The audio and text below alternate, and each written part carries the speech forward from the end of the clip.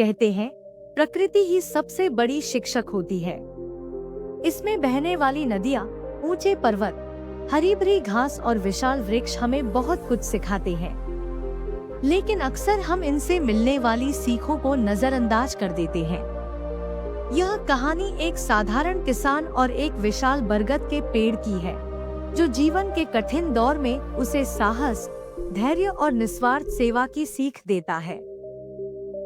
रामपुर नामक गांव में एक बहुत पुराना और विशाल बरगद का पेड़ था। यह गांव के बाहर एक छोटे से तालाब के पास खड़ा था। उसकी घनी छाया में रोज गांव के बच्चे खेलते, बूढ़े विश्राम करते और राहगीर अपनी थकान मिटाते। इस पेड़ की खास बात यह थी कि उसने गांव के कई पीढ़ियों को अपनी छाया, फल और लकड़ी से मदद की थी, लेकिन बदले में उसने कभी कुछ नहीं मांगा। इस गांव में मोहन नाम का एक गरीब किसान रहता था। वह दिन रात मेहनत करता, लेकिन उसकी फसल कभी अच्छी नहीं होती। वह अक्सर परेशान रहता और अपने भाग्य को कोसता। एक दिन वह निराश होकर उसी बरगद के नीचे आकर बैठ गया और सोचने लगा कि उसकी मेहनत का फल उसे क्यों नहीं मिल रहा है। जब मोहन बरगद की छाया में बैठा था, तो अचानक हवा के हल्के झोंके से पत्तियां सरसराने लगी। ऐसा लगा जैसे पेड़ कुछ कहना चाहता हो। मोहन ने अपने मन में सोचा, क्या यह पेड़ भी महसूस करता है? क्या यह मेरी परेशानी समझ सकता है? मोहन ने धीरे से पेड़ से पूछा, ओ विशाल वृक्ष, तुमने न जाने कितने लोगों को फल, छाया और लकड़ी दी होगी। क्या तुम्हें कभी दुख नहीं हुआ कि लोग तुम्हारा उपयोग तो करते हैं, लेकिन तुम्हारे बारे में नहीं सोचते? कुछ देर तक हवा बहती रही। फिर ऐसा लगा जैसे पेड़ ने उत्तर दिया, मैं प्रकृति का हिस्सा हूँ और मेरा काम देना है। लोग मेरे पास आते हैं, विश्राम करते हैं, मेरे फल खाते हैं और फिर अपने रास्ते चले जाते हैं। लेकिन मैंने कभी बदले में कुछ नहीं मांगा, क्योंकि देने में ही सबसे बड़ी खुशी है। मोहन यह सुनकर चौंक गया।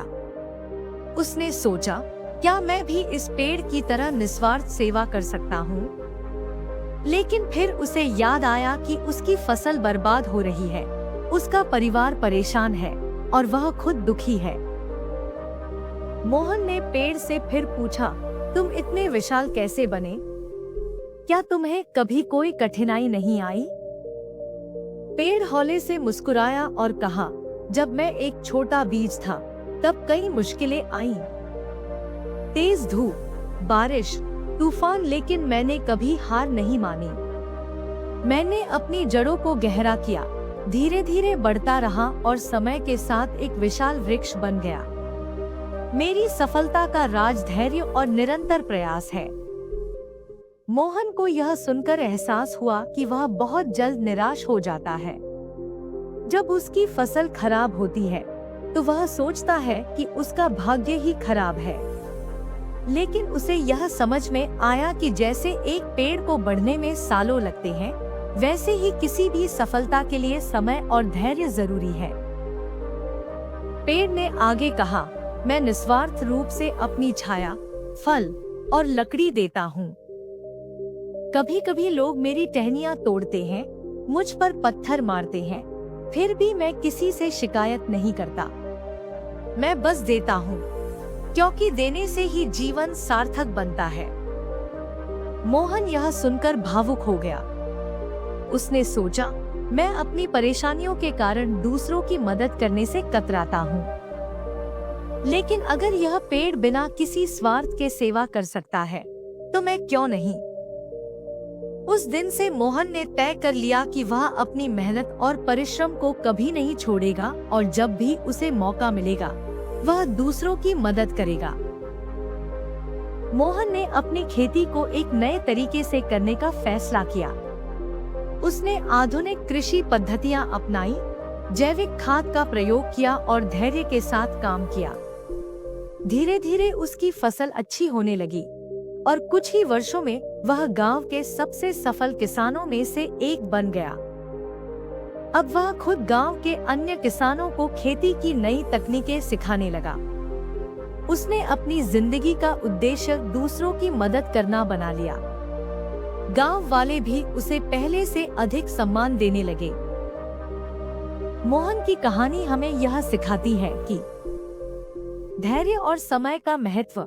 सफलता एक दिन में नहीं मिलती, लेकिन यदि हम निरंतर प्रयास करें तो हम अपने लक्ष्य तक अवश्य पहुंच सकते हैं। निस्वार्थ सेवा। जब हम दूसरों की बिना स्वार्थ के मदद करते हैं तो हमें आत्मिक शांति और खुशी मिलती है।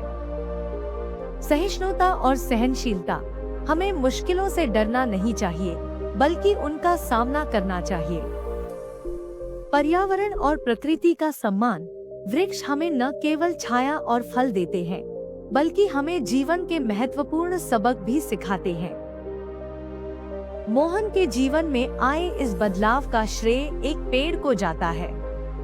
उसने न केवल मोहन को सफलता की राह दिखाई, बल्कि उसे जीवन का एक महत्वपूर्ण सबक भी दिया, जो देता है वही सबसे महान होता है। इसलिए जब भी हम किसी पेड़ के नीचे बैठें, उसकी छाया का आनंद लें, तो यह याद रखें कि वह हमें केवल आराम ही नहीं दे रहा, बल्कि जीवन की अनमोल सीख भी दे रहा है। धन्यवाद।